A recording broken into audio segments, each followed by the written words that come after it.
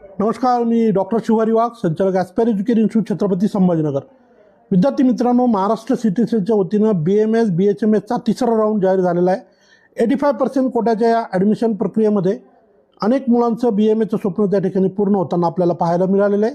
ज्या ज्या विद्यार्थ्यांना या 85% कोट्यामध्ये किंवा 15% AIQ कोट्यामध्ये ॲडमिशन मिळालेलं असेल, तर अशा विद्यार्थ्यांना संबंधित कॉलेजला जाऊन रितसर ॲडमिशन प्रक्रिया पूर्ण करण्यासाठी 30 ऑक्टोबरपर्यंत वेळ आहे.